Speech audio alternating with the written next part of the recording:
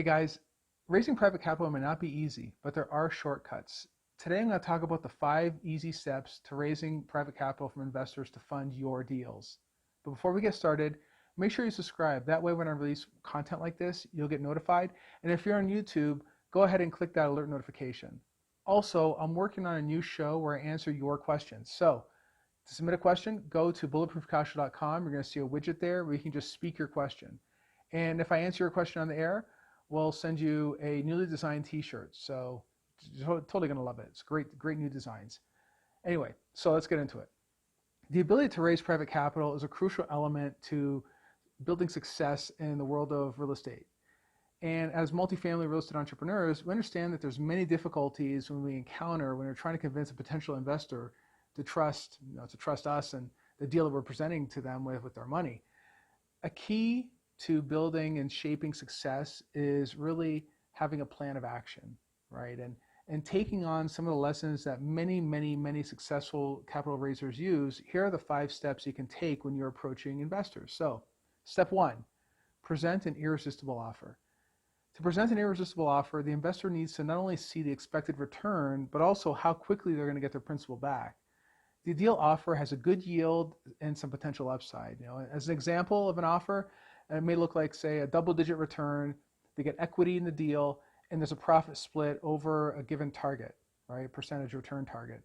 If you also indicate that the investor will get their principal back in a certain time frame, that's even better. So this will depend on your overall syndication structure. So in a typical value-add syndication deal, we try to get the principal back to the investor within 2 to 5 years.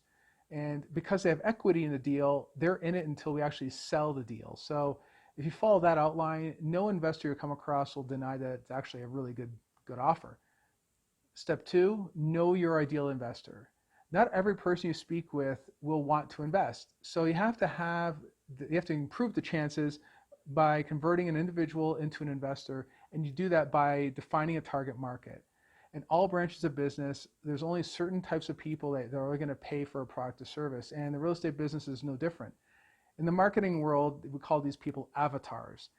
And what we do is we created 3 avatars that are likely to invest with us. So the common theme between these avatars is their desire for passive income. So one avatar, here's an example. One avatar may be a retail entrepreneur, maybe someone who runs a retail or an e-commerce store. They have a lifestyle business and they're focused on cash flow. And they've grown accustomed to having this constant stream of income, and now they want to expand on it. And this is a fundamental component to attracting investors. So if you target everyone, 90% of these people are not going to be your investors, because you're targeting your avatar. And like I said, not everyone's going to want to invest. So you're going to want to use your time wisely and craft your message to those that will resonate with what you're selling, okay? Step 3, know your ideal social setting. Once you've identified that ideal avatar and for your potential investors, you must position yourself in an environment to connect with these types of people, right? And continuing from the previous avatar, the retail entrepreneur and investor, you could maybe set up a seminar as a central location, for instance, right? Or an event. And when you do that, you're far ahead because you've pulled in everyone into that meeting space. So conceivably in that room, 90% of the people may be potential investors. All these people are looking for the cash flow. So once you're in an environment like this, it's crucial to explain what you do and how you do it as a syndicator in 30 seconds or less. And this means you must be able to pique their interest, right? This siphons out all of the non-investors and allows you to target on the interested individuals that want to know more about what you're doing. So take the opportunity to exchange phone numbers with them and keep in contact with them. Set up a meeting within a week, but no more than 2.